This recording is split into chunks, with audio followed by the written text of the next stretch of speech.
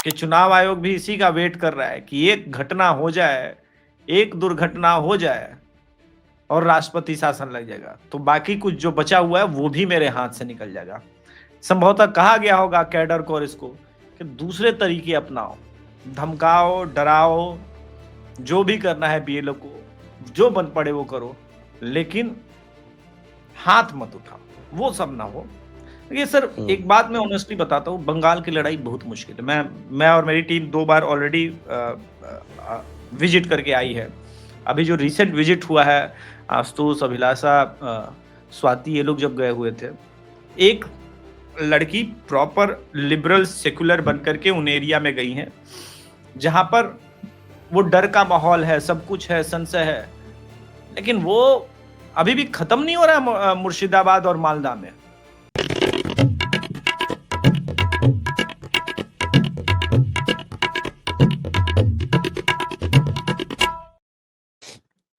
नमस्ते, आप सभी का स्वागत है आज के इस कार्यक्रम में और अनुरोध है कि कृपया हमारी चैनल को सब्सक्राइब करें, वीडियो को लाइक करें और हमारे धर्मापड़ा मर्चेंडाइज स्टोर पर अवश्य जाएं, क्योंकि वहां पर 1 दिसंबर से 15 दिसंबर तक 30% का डिस्काउंट चल रहा है विंटर वेयर पे, यानी हुडीज पे और ओपन जैकेट्स पे। अभी जाएं और क्रय करें, परचेज करें, खरीदें, जो भी आपको अच्छा लगे, हिंदी में, चाहे उर्दू में, चाहे इंग्लिश में। तो अभिषेक जी, आपका स्वागत है। आपके चेहरे से ऐसा लग रहा है कि आप बारातें ज़्यादा अटेंड कर रहे हैं, तो कोई बात नहीं, मैं भी अटेंड करके आया हूँ, लेकिन मैंने जो है वो पूरी सावधानी बरती थी। मैं टोपी वोपी लगा ली थी, सब कुछ कर लिया, इनर विनर पहन के। आप लगता है फैशन में थे, आपने टोपी वोपी नहीं लगाई तो आपको सर्दी लग गई। कोई बात नहीं। नहीं सर, प्रणाम आपको, आपके सभी दर्शकों को प्रणाम। ये जो तंज किया गया है, दर्शकों में बताऊं, मैं जिसके रिसेप्शन में गया था वो इनके चाहने वाले थे, ये भी उनको बहुत प्रेम करते हैं, और चूंकि ये नहीं जा सके तो वो कार्यभार मुझ पे सौंपा गया कि कोई तो गुरुजन आए, कोई तो बड़े बुजुर्ग, मतलब जेठ की भूमिका में मुझे बना दिया गया। अनुपम सिंह जी के रिसेप्शन से आ रहा हूं, तो आप बताइए, वो भी और आवश्यक था। अनुपम जी को भी ज्वाइन करना था, वो ज्वाइन नहीं नहीं, कर रहे हैं, कह रहे हैं कि साहब हमारा कनेक्शन ही नहीं है। लो जी, हाँ, अब तो अब नई शादी हुई है, मतलब विवाह हुआ है। एनडीए की सरकार बन गई तो कनेक्शन वनेक्शन सब गायब हो गए, इसीलिए नहीं वो बदलाई क्या सरकार। नहीं, उसके गांव में वाईफाई की सुविधा है। मे भी उसका वाईफाई आज डिस्कनेक्ट हो गया, गांव तक वाईफाई पहुंचा हुआ है, बहुत अच्छा जगह पे गांव है। मतलब बिजली, सड़क, सब कुछ अच्छा है, तो हो सकता है। फ्राइडे वाइडे है, धुरंधर फिल्म भी रिलीज हुई है, मैं फिल्म देख के भी आ गया, और कांग्रेस की नाकामियों का ठीकरा है पूरी फिल्म, लेकिन ठीक है, उस पे कभी अलग चर्चा हो जाएगी। उस पर अलग चर्चा होगी। अभी तो हम थोड़ा चर्चा कर लें कि ये हमारे किस पे, कहाँ से शुरू करें? एसआईआर से शुरू यमराज कर से देते शुरू कर हैं। सकते हैं सर, बंगाल में यमराज का प्रवेश निषेध था। क्या हुआ आखिरकार? सर मैडम 2208 बूथ थे जहां पे यमराज जी को कह दिया गया था कि आप नहीं आ सकते, चाहे कोविड आ जाए, कुछ भी आ जाए, यहाँ लोग नहीं मरेंगे। हम्म, यमराज जी ने बोला ठीक है, आप ममता जी जी हैं, और आपके ताल्लुकात वैसे भी सनातन धर्म से कम है, तो यमराज क्या वहाँ क्या काम है, हम नहीं आते हैं। बस फिर क्या था, बीएलओ वगैरह को बोला गया सब कोई मरा वरा नहीं है, सबका एकदम भर देना है फॉर्म में दनादन। लेकिन पकड़ी गई बात, लोग कहने लगे कि नहीं नहीं, बहुत सारे लोग वहां मर गए हैं, उठ गए हैं, ये तो गलत हो रहा है। तो चुनाव आयोग ने भी बोला कि अच्छा ऐसा है, हम फिर से करेंगे पूरा।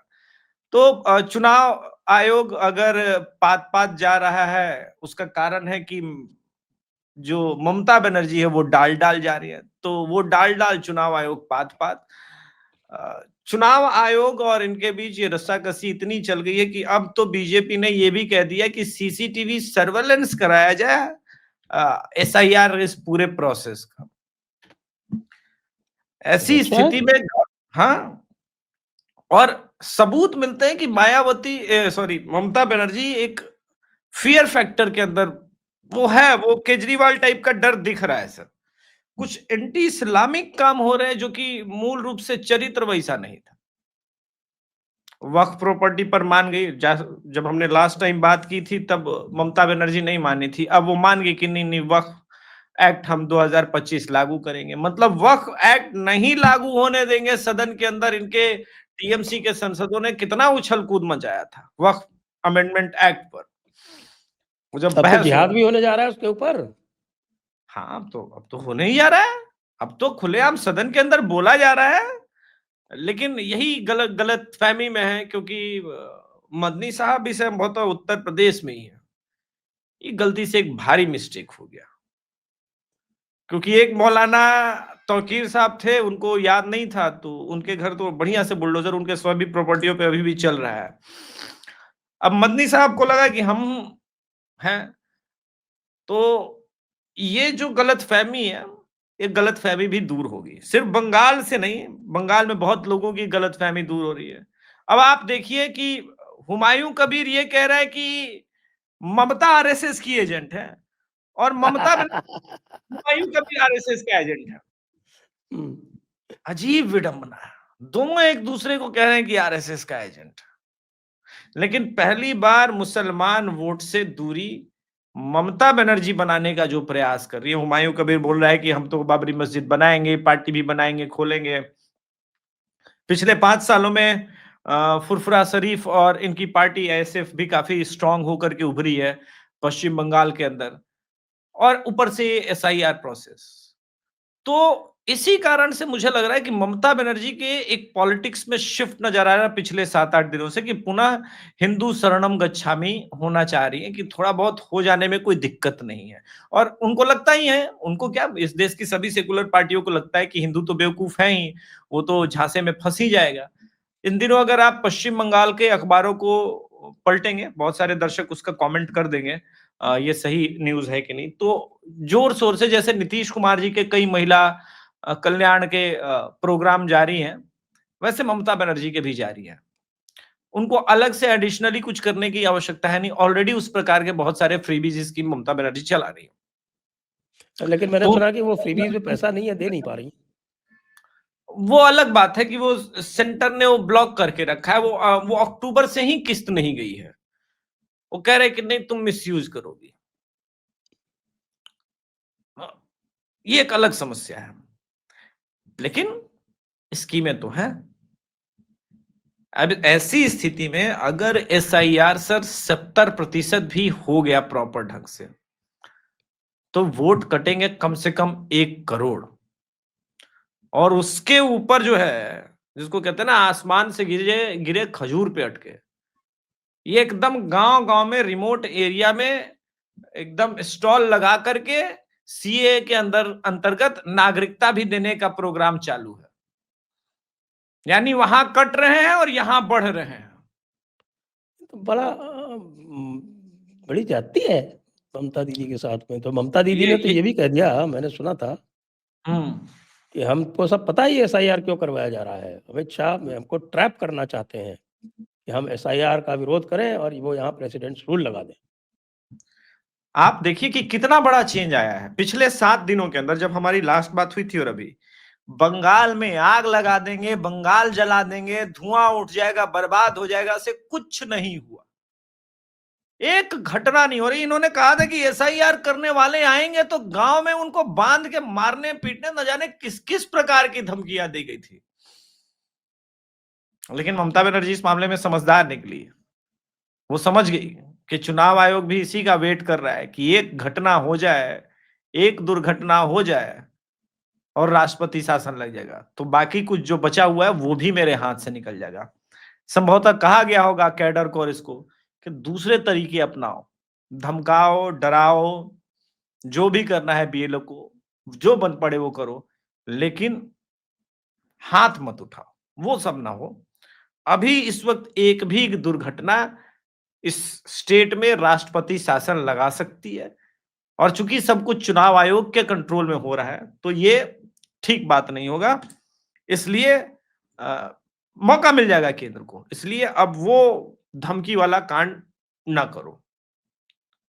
और ये 7 दिन का जो डेवलपमेंट है वो बताता है कि ममता बनर्जी फंसी हुई है। और आज भी sir free and fair election हो जाए। मैं एसआईआर के आंकड़ों के अलावे कह रहा हूं, सीए के जिस तरह से आंकड़े बदल रहे हैं और नागरिकता मिल रही है, मैं वो न्यूज ढूंढ रहा था जहां वो एकदम सुदूर गांव में एक टीम बैठी हुई है और वो नागरिकता दे रही है। मोस्ट प्रॉब्ली जैसे मिल जाएगा मैं दिखाऊंगा। ये इनके लिए सबसे बड़ा हेडेक है, क्योंकि लगभग 70 एक ऐसी सीटें हैं सर जहां पर मटुआ, राजवंशी समाज और चाइन मंडल, ये तीनों की कम्युनिटी बहुत भारी पड़ जाएगी। और पूरा जो डेमोग्राफी का खेल है इनका, वो पूरा खेल जो इन्होंने खेला है दशकों से, वो बांग्लादेशी मुसलमानों के लिए एक अलग हेडेक है, क्योंकि दशकों से इन्होंने डेमोग्राफी बदलने का जो खेल खेला है वो खेल भी खत्म हो जाएगा। तो ऐसी स्थिति में ये जो नया सिचुएशन है, इसको ममता बनर्जी कैसे कंट्रोल करेंगी आने वाले समय में, ये भी देखना बहुत दिलचस्प होगा, बहुत इंटरेस्टिंग होगा। अब स्थिति ये है कि यहां से ममता बनर्जी को जो डर लग रहा है, वो बॉडी लैंग्वेज में वो दिखता है कि नहीं, वो कंफ्यूज सी स्थिति है, उन्हें खुद पे विश्वास नहीं है कि वो संभवतः इस बार जीतेगी या नहीं जीतेगी। इस बार प्रशांत किशोर का भी वो सपोर्ट खुल करके जो था वो आईपैक काम कर रही है, पर विदाउट प्रशांत किशोर वो कितना अच्छा परफॉर्म कर पाएगी, ये भी एक डाउटफुल चीज है जी। आज मैं एक यूएनआई की रिपोर्ट देख रहा था, और यूएनआई की रिपोर्ट जो है वो ये बता रही थी कि साहब कि कम से कम 50 लाख लोग तो निकलेंगे, और 50 लाख लोग में कोई 33-34 लाख तो डेड हैं, करीब 31 लाख बता रहे डेड हैं, कोई 18 लाख जो है वो माइग्रेटेड हैं, और करीब 1.5-2 लाख मिसिंग हैं। मिसिंग देखिए सर, ये वो है, और बहुत सारे न्यूज कोई और डुप्लीकेट है। मैंने आपके साथ एक न्यूज शेयर की है जो लाइव है। ये न्यूज चैनल वाले कहाँ इतना ढूंढ पाते हैं, इतना कुछ इनके पास कहाँ फुर्सत है। तो हम इसको म्यूट कर देंगे साइड में, और ये यहाँ पर आप देखेंगे, चूंकि बांग्ला में बात हो रही है, आप देख सकते हैं ये पूरा एकदम सुदूर ग्रामीण स्थिति है, आप देख सकते हैं। और यहाँ पर कैंप लगा हुआ है, और ये पूरा सीए का यहाँ पे रजिस्ट्रेशन हो रहा है। ये सब वो लोग हैं, सीए के थ्रू नागरिकता दनादन मिल रही है, और ये वो काम चल रहा है। ये सरकारी कर्मचारी हैं कि? यस, बिल्कुल सरकारी कर्मचारी हैं। मतलब एक सीए का जो अब आवेदन देने के लिए तो एक सरकारी कर्मचारी की जरूरत है, बाकी बीजेपी के कैडर लोग हैं। ये बड़ा डेवलपमेंट है, और ये ममता बनर्जी को, टीएमसी को पता तो है ही किस वक्त। और आप देखिए कि अचानक से भाजपा का जो ये है ना कार्यकर्ता, चूंकि शांति है सब कुछ, तो वो ऐसे एरिया में भी जय श्री राम के नारे लग रहा है जहां पे संभव नहीं लग रहा था, और डर का माहौल वो धीरे धीरे कम हो रहा है, वो पैनिक कम हो रहा है। अब अगर ये सिचुएशन रह गई, और जैसा आपके आंकड़े बता रहे हैं 50 लाख, मेरा मानना है कि 50 लाख बहुत कम आंकड़े हैं सर। बिहार में 70 लाख था सर। हाँ, बिहार में फ्री एंड फेयर भी हुआ, बहुत अच्छे से हुआ सीए, इसमें भी कोई संदेह नहीं है, और आंकड़े सबके पास थे। अगर बंगाल के अंदर सीए अच्छे से नहीं हुआ तो डिफिकल्ट हो सकता है फिर कहानी। ये सर एक बात मैं ऑनेस्टली बताता हूँ, बंगाल की लड़ाई बहुत मुश्किल है। मैं और मेरी टीम 2 बार ऑलरेडी विजिट करके आई है। अभी जो रिसेंट विजिट हुआ है, आशुतोष, अभिलाषा, स्वाति, ये लोग जब गए हुए थे, एक लड़की प्रॉपर लिबरल सेकुलर बनकर के उन एरिया में गई हैं जहां पर वो डर का माहौल है, सब कुछ है, संशय है, लेकिन वो अभी भी खत्म नहीं हो रहा है। मुर्शिदाबाद और मालदा में वो पल आप देखिए कि हावड़ा में है, कलकत्ता में है, सेंटर में है, लेकिन वहां पर जहां पर इनकी बहुत अधिक तादाद है, वहां से वो खत्म नहीं हो रहा है। वहां पे वो डर और फियर फैक्टर उतना नहीं है इनके अंदर। उसका कारण ये है कि वहां इन लोगों ने ऐसे ऐसे नेता डेवलप कर लिए, शेख शाहजहां से लेकर के आप देखिए हुमायूं कबीर जैसे लोग। इनको अब आवश्यकता नहीं है ममता बनर्जी की, ये गलतफहमी में कोई ना रहे। ये ममता बनर्जी की बातों को कब का ऊपर छोड़ चुके हैं। बोला ममता बनर्जी जब तक साथ है ठीक है, ममता का साथ नहीं है दूसरा सही। तो जिनको ये लग रहा है ना कि हुमायूं कबीर अलग पार्टी बना के हार जाएगा, वो जिस टॉपिक पर लड़ने जा रहा है ना चुनाव, वहां के लोग उनके साथ उसके साथ हैं, वहां के लोग क्या मुसलमान, और वो उस ममता बनर्जी को जरूरत नहीं है, ममता बनर्जी की उसको आवश्यकता नहीं है। ऐसे तत्व टीएमसी ने स्वयं पैदा किए थे और अब वो ममता बनर्जी के कब्जे से बाहर है। ये बात भी हमको समझनी पड़ेगी। नहीं तो हुमायूं कबीर क्या कर रहा है? वो कह रहा है कि हम बाबरी मस्जिद बनाएंगे। ये ममता बनर्जी आरएसएस की एजेंट है। उसने रिसेंट इंटरव्यू में बोला कि जब ममता बनर्जी सत्ता में नहीं थी तो 200 शाखाएं थी, 2000 शाखाएं थी पूरे पश्चिम बंगाल में, आज 6000 से अधिक शाखाएं हैं। इसने ही सारे शाखा लगवाए हैं। ये चुनाव जीतने के लिए ही मुसलमानों को डरा रही है। इसी के शासनकाल में तो सारे शाखा बढ़े हैं। अब वो कह रही है मुझे जो ये समझा है, हुमायूं कबीर ने तो बहुत सारी बातें कही थी। उसने तो हिंदुओं को भागीरथी में डुबा के मारने की भी बात कही थी और उसने जो है वो हाँ, दंगों के टाइम पे भी उल्टा-पुल्टा बकवास किया था। आज से नहीं, वो पता नहीं कब से करता आ रहा है। लेकिन बिल्कुल आज तक तो उसके ऊपर एक्शन नहीं हुआ, आज क्यों हुआ? वही। अब इनको पता चल गया है ममता बनर्जी को कि सिर्फ जो ये पोलराइजेशन और जहां पे पहुंच चुका है ये बंगाल। देखिए सर, इस बंगाल चुनाव में सभी मुद्दे एक तरफ और जो कुछ भी पूर्वी पाकिस्तान में हिंदुओं के साथ हो रहा है वो एक तरफ। अगर उस इमोशन पर भाजपा और भाजपा समर्थक खेल गया पूरे बैटल को, बंगाल का चुनाव मेरा मानना है कि पूर्वी पाकिस्तान के ही बैटल पे एकदम जाना चाहिए।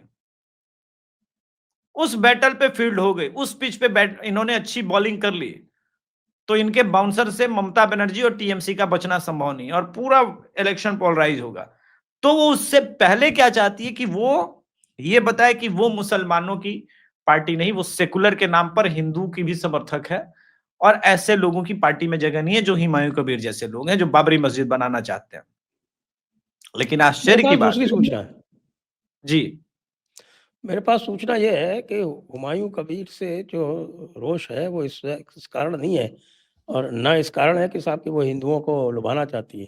रोष इस कारण से है कि हुमायूं कबीर जो है वो स्टेटमेंट तो उसने आज दिया है, लेकिन वो पहले से ही मुसलमानों को टीएमसी से अलग करके एक कोई पैरेलल गेम खेलना चाहता है।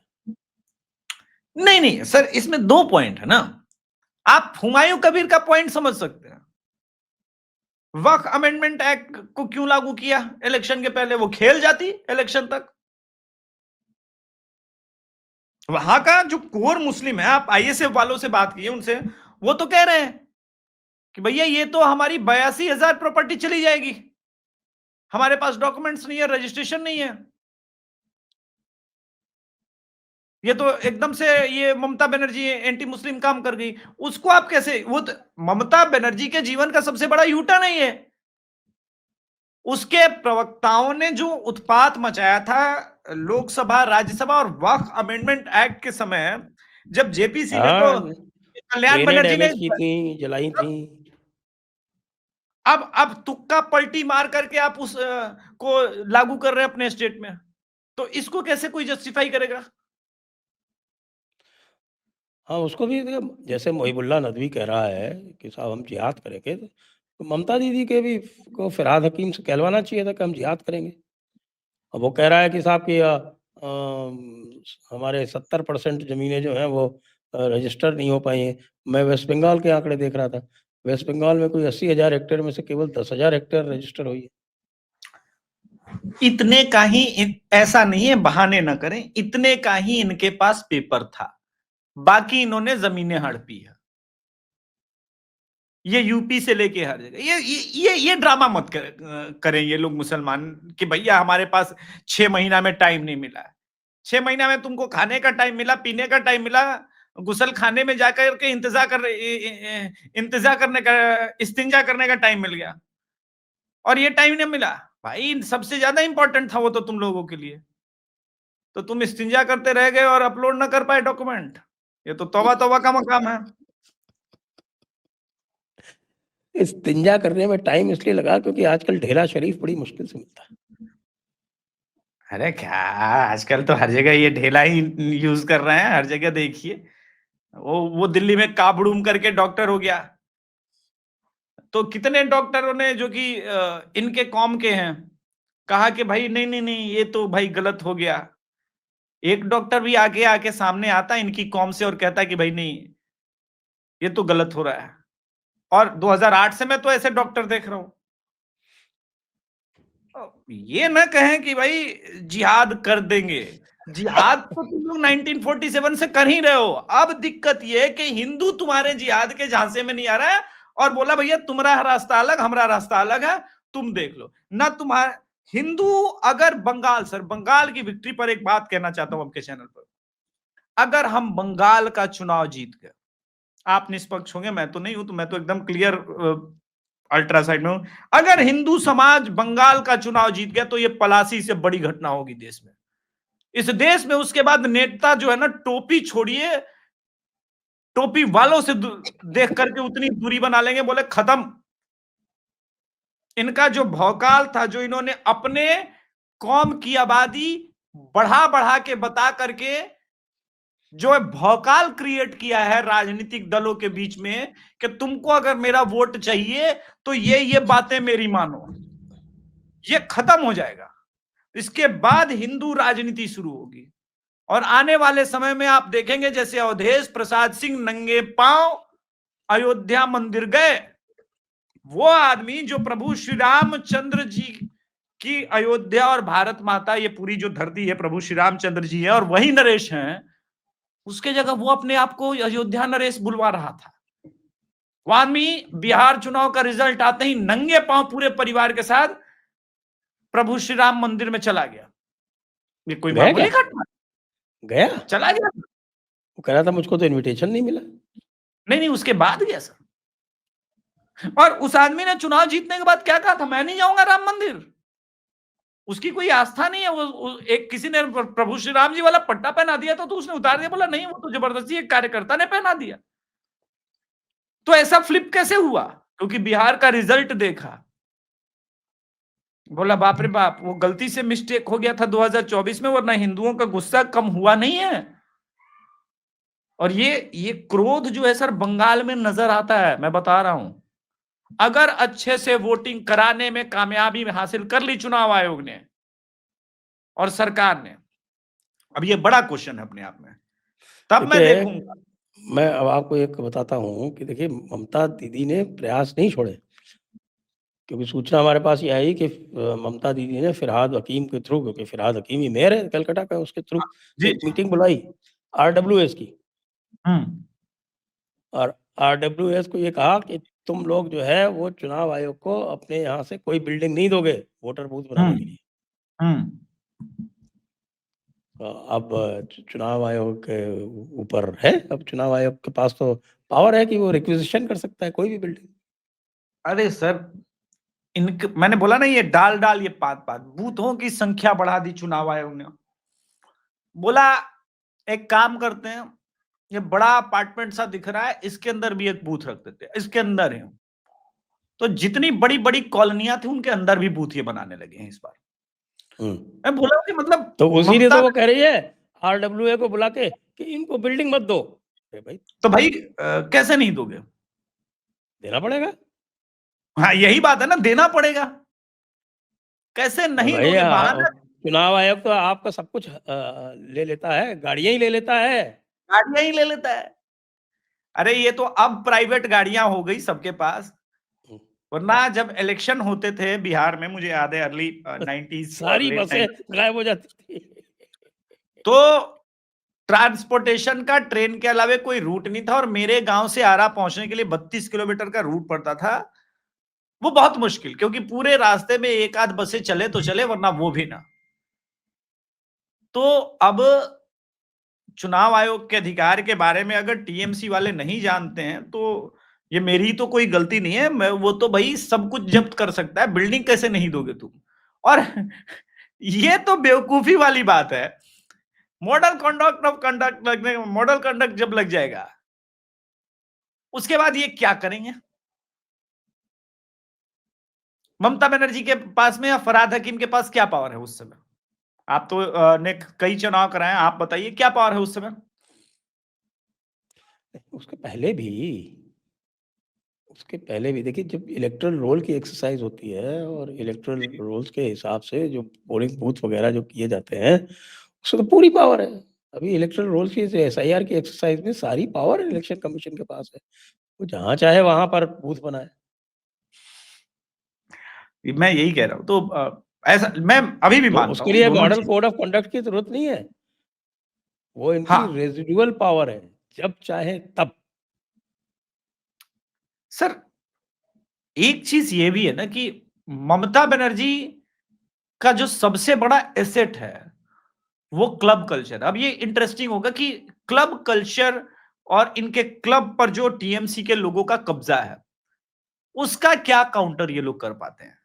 अगर भाजपा उसको अच्छे से काउंटर कर गई इस बार, जहां तक मेरे पास हमारी टीम के पास जो अपडेट गया था कि क्लबों को दुर्गा पूजा में काली पूजा में 1.5 लाख रुपए सब तक दिए गए थे सरकार की तरफ से। भाई बड़ी रकम है, और पूरे देश में, पूरे बंगाल में हुआ ये।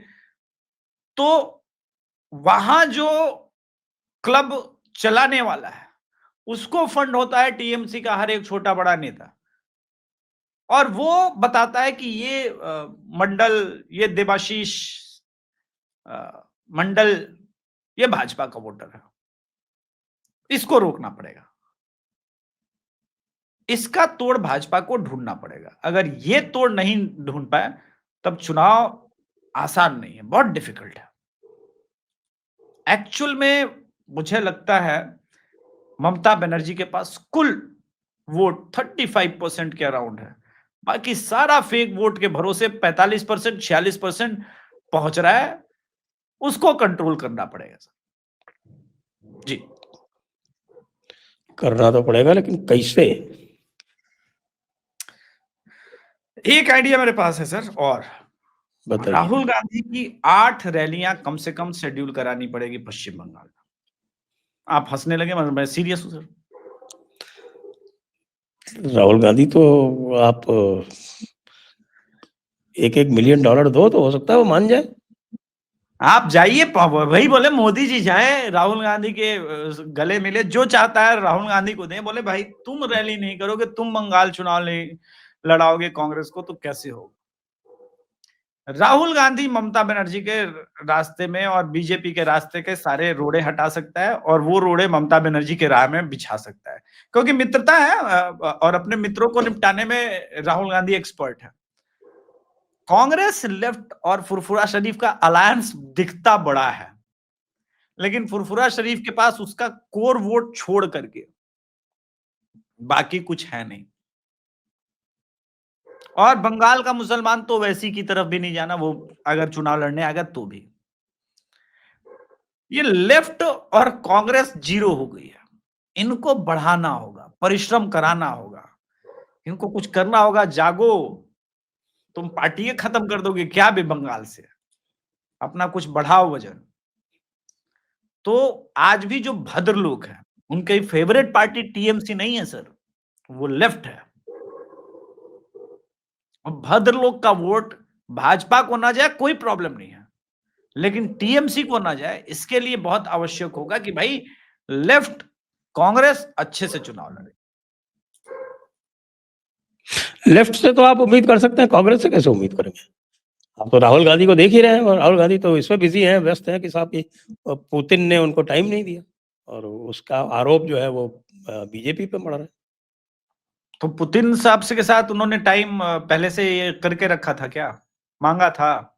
एक होगा प्रोसीजर होगा, होता है। और उसका प्रोसीजर है, एम्बेसी को लिखते हैं। हाँ, तो तो लिखा एम्बेसी ने था। टाइम नहीं दिया, तो उसकी ब्लेम जो है वो बीजेपी पे। और क्यों नहीं दिया वो सब जानते हैं क्यों नहीं दिया। भाई तुम एक तो तरफ तो सोरोस का एजेंडा आगे बढ़ाओगे, और पुतिन जिसने सोरोस को टेररिस्ट डिक्लेयर कर रखा है, और ओएसएफ को, ओपन सोसाइटी फाउंडेशन को बैन कर रखा है रशिया में, उनसे आप उम्मीद करते हैं कि वो आपको टाइम देंगे?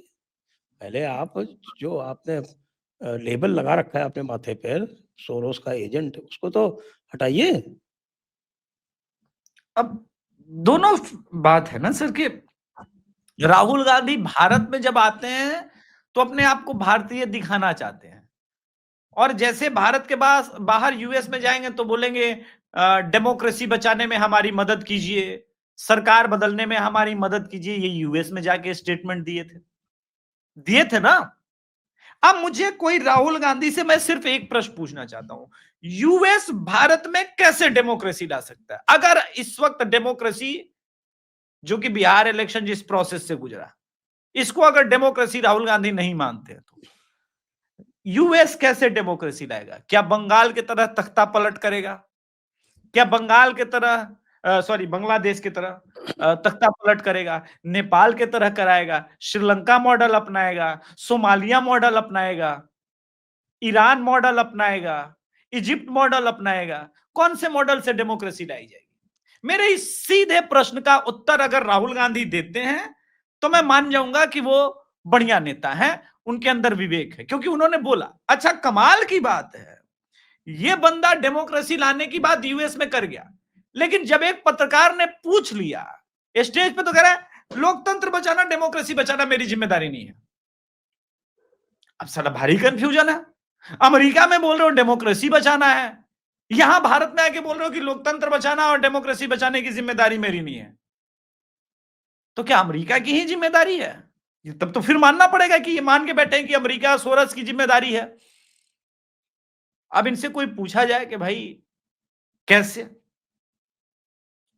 अगर यूएस का दायित्व है भारत के अंदर डेमोक्रेटिक सेटअप को वापस ठीक करना, जो राहुल गांधी के हिसाब से हो, राहुल गांधी के संविधान के पन्नों की तरह हो, क्योंकि ये भी साबित हो गया राहुल गांधी के पन्ने जो लाल संविधान के थे वो सफेद थे, तो हो सकता है उनकी संविधान में लिखा गया हो कि राहुल के लिए और राहुल के द्वारा लिखित संविधान, तो संविधान कैसे लागू होगा ये तो बताना पड़ेगा। इस बात को कोई कांग्रेसी पत्रकार नहीं बताता। इसलिए पिछली चर्चा में जब हम लोग जयपुर डायलॉग्स एनुअल समिट में थे, तो हमने और हर्ष सर ने कहा कि भैया आप तो हम एक चैनल ही ओपन कर देते हैं जिसका टाइटल ही हम रखेंगे गोदी मीडिया। अब बचा क्या है कहने को? निष्पक्ष वाले राहुल गांधी के साथ, जो अपने आप को निष्पक्ष का दावा कहते हैं, जिनको मैग्सेसे अवार्ड मिल गया, वो राहुल गांधी के साथ भारत जोड़ो यात्रा में चल रहे हैं और अपने आप को निष्पक्ष भी कह रहे हैं। तो भैया हम ही अच्छे हैं, कम से कम हम भारत माता की गोदी में तो बैठे हैं, तो खुल के लिखेंगे गोदी मीडिया है, क्या दिक्कत? वो हमने देखा बिहार इलेक्शन में कि कैसे निष्पक्ष मीडिया कह रही थी, रिजल्ट आने के बाद भी हो गया है खेला, बदल चुके हैं नीतीश बनेंगे पीएम, तेजस्वी बनेंगे सीएम। ये 5 दिन तक न्यूज चलाते रहे, तो कहां गया? 18 तारीख तो बीत गया, शपथ तो हुआ नहीं नीतीश तेजस्वी यादव का। तेजस्वी यादव तो साला यूरोप चले गए। वो अलग मसला है सर। मैं इन अलग पत्रकारों कैसे से है? इसका मतलब तो ये है कि वो पूरी तरह से राहुल गांधी से प्रभावित है। तो राहुल गांधी के प्रभाव में ही तो डूबे हैं। आपको क्या लगता है, अगर वो लालू यादव से प्रेरित होते और लालू यादव के प्रभाव में होते, तो जिस प्रकार के गाने बने, जिस प्रकार के चाटुकारिता, देखिए सर, ये जो चाटुकार लोग होते ना, ये आपको राजनीतिक रूप से बर्बाद कर देंगे, क्योंकि इनका अपना कोई वजूद नहीं होता। ये पैरासाइट लोग हैं।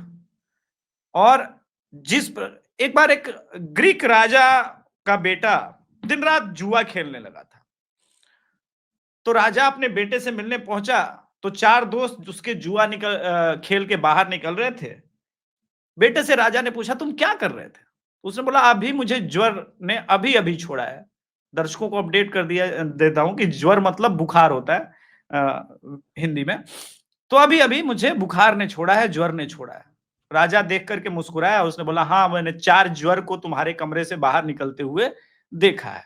तो ये जो राजनीतिक ज्वर हैं, इनके साथ जो चिपके हुए हैं, ये इनकी राजनीति को बर्बाद कर रहे हैं। बताइए सर, एक न्यूज चैनल पर, प्राइवेट न्यूज चैनल पर संजय यादव कह रहे हैं मुख्यमंत्री तो आप बन ही रहे हैं, स्वयं इंटरव्यू लेते हुए, मुख्यमंत्री तो आप बन ही रहे हैं, क्या आप मुख्यमंत्री बनने पर प्रधानमंत्री और भाजपा शासित मुख्यमंत्रियों को बुलाएंगे? बताइए। अब पत्रकारिता चल रही है वहां पर। अब आप सोचिए, मतलब किस दुनिया में ये लोग हैं। क्योंकि उनके पत्रकारों ने इतनी निष्पक्षता दिखाई कि भाई वीरेंद्र के आगे एक मैडम आई और यूं क्वाइन निकाला, बोला हेड आया तो बीजेपी जीतेगी, टेल आया तो मतलब राजद जीतेगी। मतलब टॉस करके इलेक्शन का रिजल्ट हो रहा है। और फिर लोग मुझसे कहेंगे कि भाई हमारी पत्रकारिता 178वें स्थान पे नहीं है। तो भाई 178वें नहीं तो क्या चाहते हो, चौथे पायदान पे आ जाए?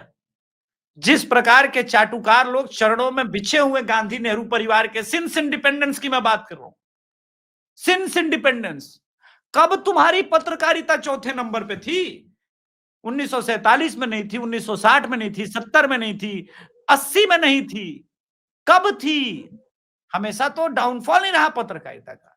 कभी कोई स्वर्णिम दौर हो तो मुझे बताओ, ताकि मैं भी अपने ज्ञान के चक्षु खोलूं। तो ये राहुल गांधी की प्रॉब्लम नहीं है। राहुल गांधी को बताने वाले लोग, जिस प्रकार के लोग हैं, वो चाहते हैं कि कांग्रेस का पैसा ऐसे ही हम खाते रहे और लाइफ चलती रहे। उन्होंने बोला होगा राहुल गांधी को, उसे तो आइडिया वाइडिया है नहीं चुनाव ना का। हुजूर, भारत की जनता को छोड़िए, आपको इंस्टाग्राम पर देखे कितना व्यू मिलता है, मोदी से ज्यादा मिलता है। तो चुनाव मोदी कैसे जीत रहा है? वोट चोरी कर रहा है। किसी ने यह नहीं बताया कि इंस्टाग्राम पे भाई साहब पाकिस्तान का दर्शक, बांग्लादेश का दर्शक भारत में वोट नहीं कर सकता। यह अजीब विडंबना है इस देश में। मतलब आप, और वो कोई और नहीं, सुप्रिया श्रीनाथ बोल रही थी कि देखे इंस्टाग्राम पे हमारा व्यूअरशिप कितना है। तो क्या इंस्टाग्राम के बांग्लादेशी पाकिस्तानी दर्शक तय करेंगे कि भारत में किसकी सरकार बनेगी? नहीं, वो तो एआई वीडियो से तय होगा ना, जो रागिनी नायक चलाती है। हाँ, ये भी ठीक है। एआई रागिनी नायक भी उसी लिस्ट में। भाई तो इस बात पे याद है कि सर, एक नेत्री का मुझे नाम याद आता है जिसने राहुल गांधी से मिलवाने के लिए लोगों से पैसे चार्ज करती थी, जो पता नहीं, मतलब एक नेत्री तो थी, कुछ दिन के लिए दूर हुई थी, फिर वापस आ गई है। ठीक है, दर्शक समझदार हैं। नहीं तो ये आप ये बताओ कि कौन इतना मूर्ख हो सकता है कि एक बार फिर से वो चाय वाला जो था उसको जिंदा कर दिया। दरअसल ये मूर्खता नहीं है, उसे लगता है ना कि इस तरह के ट्वीट बाबा देखेंगे तो बाबा के ईगो को जो है वो संतुष्टि मिलती है, बाबा को संतुष्टि मिलती है। और ये सब कुछ उसी के दृष्टि में लौट जाने के लिए। आप बताइए कि सर, जो इनका कभी कुछ थोड़ा बहुत इंटेलेक्ट वगैरह होता था, वो लोग तो है ही नहीं, नजर ही नहीं आते हैं। कहां है शशि थरूर? उसको तो साइडलाइन करके रखा है क्योंकि वो राहुल गांधी से मैच नहीं करते। सब ये जरूर कहते हैं कि सिंधिया बीजेपी में आ गए, लेकिन सिंधिया को भाजपा आने की आवश्यकता क्यों पड़ी? इतना पैसा तो कारण हो नहीं सकता, मान सम्मान वाला भी कोई कारण हो नहीं सकता। हाँ, ये हो सकता है कि पार्टी वार्टी में जाते होंगे तो लोग कोई बोल देता होगा, अरे कहाँ हिंदू द्रोही पार्टी के साथ लगे हुए हैं। जैसे अब बिहार के अंदर होने लगा था ये सारी बातें। बहुत राजद के नेता भी असहज आजकल घूम रहे हैं। एक तो जीते भी नहीं है, और जिन पार्टियों में जाते हैं तो बोलेंगे एकदम नीचता पर ही आ गए हैं महाराज आप लोग, इतना हिंदू समाज को गाली दिया जाता है। भाई समारोह में जाना है, लोगों से मिलना है, परिवार है, और आपने ड्रॉ करके रखा है लाइन, जो हिंदू को गाली देगा। आप देखिए रेवंत रेड्डी को, किस दंभ में सर, एक सीएम स्टेट का, किस दंभ में उसने ये गालियां, मतलब लिटरली गाली दिया, सनातन समाज को अपमानित ही किया। वो कौन सा दंभ था? अच्छा, कमाल की बात यह कि इस आदमी की परवरिश एबीवीपी से हुई थी, वहां से ये पहुंचा है इस स्तर तक। तो स्वामी विवेकानंद जी का एक बात तो मानना पड़ेगा, हर एक कम होता हिंदू वो हिंदू का शत्रु बनेगा। तो ये तो विवेकानंद जी ने बिल्कुल सही बात कही थी कि हर हिंदू जिसका खतना हो जाए, मतांतर हो जाए। लेकिन अब क्या करें, सुप्रीमो कोर्ट तो साथ में नहीं है। मतलब इतना आस लगाए हुए थे कि सूर्यकांत जी आएंगे, एकदम लिबरलों का कल्याण होगा। सूर्यकांत जी जब तक सीजीआई नहीं बने थे, किसी और रूप में थे, और सीजीआई बनने के बाद एकदम अलग गधा घुमाए जा रहे हैं। उसका मैं क्या कर सकता हूँ? उसकी जानकारी तो जेडी को ज्यादा होनी चाहिए थी आप लोगों के पास, कि ये क्या एकदम एकदम से हो पड़ा है। जहां बेचारा कपिल सिब्बल और अभिषेक मनु सिंघवी जा रहा है, जिस मुद्दे पर जा रहा है उस मुद्दे पर लताड़ा जा रहा है। लेटेस्ट मंदिर वाला प्रकरण हो गया सर, बोला है मंदिर का पैसा तो श्रद्धालुओं का है, भगवान का है। ये क्या तुम लोग बात कर रहे हो जी? ये आज का है, सूर्यकांत जी ने कह दिया कि ये जो आज का मिसयूज हो रहा है लेटेस्ट और है ये बताइए। ये तो बिल्कुल लेटेस्ट है। देखिए ये सब अभी जो आप कह रहे थे ना, वो जयवीर शेरगिल का एक इंटरव्यू देखा होगा कल आपने, जो शिव जी अरोर ने किया। तो उसने क्या कहा कि भाई यदि आप गाली नहीं देते हैं मोदी को, तो राहुल गांधी ऐसे लोगों को टॉन्ट करते हैं कि ये डर गया, ये डर गया, मैं नहीं डरता हूँ। तो ये सीधा सीधा मैसेज है हाँ कि आपको, अगर आप मोदी को गाली नहीं देंगे तो आप डरे हुए कहलाएंगे, और फिर आप आउट ऑफ फेवर हो जाएंगे। तो नहीं डरने का पैमाना ये है कि आप मोदी को गाली दें। तो इसलिए उनके जो चमचे हैं या जो भी उनकी निगाह में आना चाहते हैं, उनमें कंपटीशन रहता है, जम के कंपटीशन होता है कि भाई कौन ज्यादा गाली दे सकता है। असली कारण तो ये है। अब वो गाली अजीब अजीब मोदी हरकतें करते हैं, कल भी देखा नहीं होगा ठीक आपने है, कभी। और कुछ मोदी नहीं को होता गाली तो वो कुत्तों की पैरवी करने लगते हैं। अरे वो तो एपिक था सर। पैरवी छोड़िए, एक ने तो ये भी कह दिया कि देखिए मैं भी तो उसी प्रकार से भौंक लेता हूँ। है वो लिटरली तो कहने का मतलब वही था। मतलब ये मोदी ने स्थिति जो बना दी है ना, मतलब इससे बुरा नहीं हो सकता था इनका। ये भी कभी-कभी सोचते होंगे तो कहते होंगे क्या दुर्दशा हो गया है यार। समाज में निकलते हैं तो हिंदू समाज गाली दे रहा है। अब तो ये लोग हिंदुओं के मुझे लग रहा है कुछ दिनों बाद सामाजिक समारोह में भी जाना बंद कर देंगे, क्योंकि गालियाँ ही मिल रही है। तो निकाह वगैरह में जाएँगे, वेडिंग्स में जाएँगे। वेडिंग्स मतलब यहाँ मेरा तात्पर्य विवाह से नहीं है। शादी निकाह क्रिश्चियन वेडिंग से है। वो वहाँ जाएँगे क्योंकि वहाँ तो अपने लोग हैं, अपने कौम के लोग हैं। तो वहाँ गालियाँ कम पड़ेगी। बाकी अब हिंदू विवाह वगैरह में नहीं, क्योंकि सनातन से नफ़रत भी तो वो तो दिख रहा है। अब तो खुल कर के आए हैं। और राहुल गांधी के लिए यही कह सकता हूँ कि राहुल गांधी जो कर रहे हैं और उनके कॉम्पिटिशन में आकर के जितने, इसमें एक यूपी वाला ही है जो एकदम से सही समय पे आकर के कह रहा है कि देखो भाई ऐसे गाने मत गाना, जो राजद वालों ने गा दिया था। सब मना करने लग रहा है, वो समझ रहा है। तो ये पता नहीं क्यों ये थोड़ा-सा गड़बड़ हो रहा है यूपी में। ये सब नहीं होना चाहिए। अखिलेश यादव के अंदर वो जगाना चाहिए लोगों को। मैं मुझे उम्मीद है कि ये पत्रकार एक बार जब गले पड़ेंगे, तो राहुल उनको बोलेंगे कि आप इस बार तो आप चुनाव जीत ही गए हैं। उसके बाद वो उनका अहंकार वगैरह जगेगा और फिर नाश होगा। नहीं, उनके लोगों ने तो अभी से शुरू कर दिया। नहीं लोग देख अब अब आप संजय भाटी से उम्मीद करते हैं क्या? हैं मोहिबुल्लाह अब नदवी को तो आपने देख ही लिया। राजकुमार भाटी तो बहुत दिनों से कर ही रहे हैं, और अभी एक उनके समर्थक हैं, उनकी तरफ से आया कि साहब के ब्राह्मणों को, राजपूतों को और पणियों को तो हम ऐसे ही मारते रहे हैं, चाहे हमारी पार्टी पावर में हो या ना हो। हाँ, सही बात है। ये सारी इंपॉर्टेंट बातें हैं। इस तरह की बातें होती रहनी चाहिए समाज में। इससे क्या है, बैलेंस बना रहता है। एक बार सपा सरकार आएगी तो फिर ये सब करेंगे। मुझे उम्मीद भी है कि ये इस प्रकार के लोग मानेंगे नहीं, क्योंकि जो समाज है इनका, जो पत्रकार समाज है, जो अपने आप को निष्पक्ष कहता है, वो इतना बड़ा चाटुकार है कि वो होने ही नहीं देगा। इनके सबसे बड़े शत्रु इन राजनीतिक दलों के यही पत्रकार हैं सर। इन्होंने ही इनको बर्बाद किया है, सिर्फ अपने स्वार्थ सिद्धि में। जी। तो भाई आप तो जिस तरह से कह रहे हैं, पता नहीं अब आपकी बातों में कितनी सच्चाई बाद में पता चलेगी, कितनी आपकी भविष्यवाणियां सत्य होंगी। बिहार में तो खैर हम आपका लोहा मानते थे, तो हमने आपकी बात मान ली।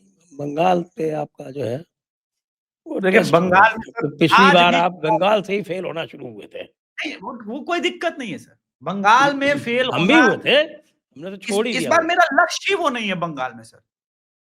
बंगाल में मेरा वो लक्ष्य नहीं है सर। बंगाल में ये लक्ष्य है कि अगर भारत की भूमि को बचाना है तो बंगाल जीतना, और उसके लिए जो बन पड़ेगा सर, रूथलेस होके करेंगे सर, खुला। अब निष्पक्षता गई भाड़ में, किसी भी स्तर तक जाएंगे, इतना बता सकते हो। भाई वाह, हाँ आपकी तो हिम्मत की दाद देनी पड़ेगी। आप राहुल गांधी से डरते ही नहीं।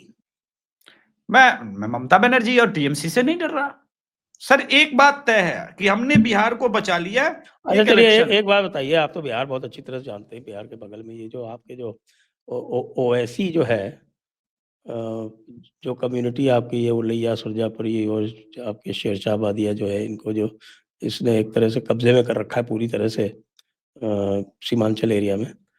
जी ये पिछली बार बंगाल में भी इसने, क्योंकि बगल में लगते हुए यही कम्युनिटीज हाँ है। हाँ, पूरा पूरा मुर्शिदाबाद वगैरह इस समय बहुत है। हाँ, तो इस बार क्या कुछ चेंज देख रहे हैं आप? पिछली बार तो ओवैसी चुनाव ही नहीं लड़े। लड़े लड़ते थे, तो 24 बात सीटों पे लड़े थे। वो बिल्कुल नहीं लड़े थे लिटरली, क्योंकि वो 24 सीटों पे फ्रेंडली भी फाइट नहीं हुई थी, जिसको कहते हैं लास्ट में उन्होंने लिटरली रैली और सभाएं तक नहीं की थी।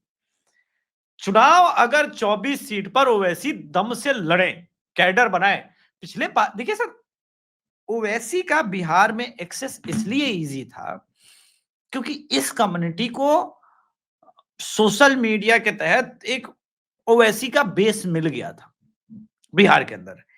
ये बेस बंगाल में टीएमसी ने मिलने नहीं दिया।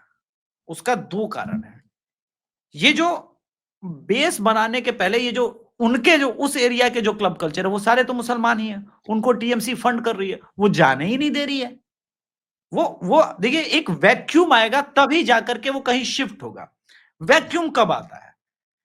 परंपरागत रूप से ये 2010 में पहली बार ये वोट टूटा था जो ओवैसी को नहीं गया था, जो जेडीयू को गया था, आपको याद होगा सर।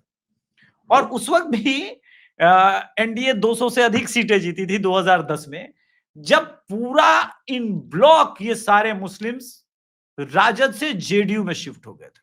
बोला जेडीयू बीजेपी सब ठीक है, नीतीश कुमार सेकुलर आदमी है, कोई दिक्कत नहीं है, हमारे लिए बहुत काम हो रहा है।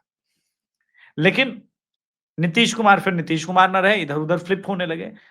तो 2015 के बाद ये वैक्यूम क्रिएट होना शुरू हुआ और 2019 आते आते लोकसभा चुनाव के अंदर मुझे याद है वो एक बेस बना, जब चुनाव लड़ा ओवैसी, भले किशनगंज की सीट हार गया मगर सेकंड पोजीशन पर रहा। ओवैसी को पता चल गया कि यहां पे मेरा खेल बन सकता है। 2020 में उसके विधायक भी बनते हैं और 2025 में भी बनते हैं। ये चीज पश्चिम बंगाल में कई मुस्लिम बहुल सीटें हैं, एक बार भी लोकसभा चुनाव लड़ने का उसने हिम्मत नहीं किया। 2024 में भी नहीं लड़ा है। मालदा से लड़ सकता था, मुर्शिदाबाद से लड़ सकता था, जहां से यूसुफ पठान जीते वहां से लड़ सकता था, नहीं लड़ा। क्यों नहीं लड़ा? क्योंकि ओवैसी का, जो लोग कहते हैं ना कि बीजेपी की बी टीम है ओवैसी, मैं कभी नहीं मानता इस थ्योरी को, क्योंकि मैं जानता हूं कि ओवैसी जिस बड़े लक्ष्य पे है उसका लक्ष्य है हर स्टेट में ओवैसी की पार्टी के विधायक सांसद बनाना और एक अम्ब्रेला के तहत फिर बड़ा करेंगे। उसका लक्ष्य बहुत बड़ा है। उसने बंगाल में वो अटेम्प्ट नहीं लिया है अभी तक। अगर इस बार सीरियस अटेम्प्ट लेता है तो कुछ चांसेस बन सकते हैं, अटेम्प्ट लेना पड़ेगा। जी, तो चलिए देखते हैं क्या होता है। आज की चर्चा को यहीं पे विराम देते हैं। अभिषेक जी को बहुत बहुत धन्यवाद और आप सभी को भी बहुत बहुत धन्यवाद। जय हिंद, जय भारत, वंदे मातरम। जय हिंद, जय भारत, जय श्री राम, वंदे मातरम। जय श्री राम।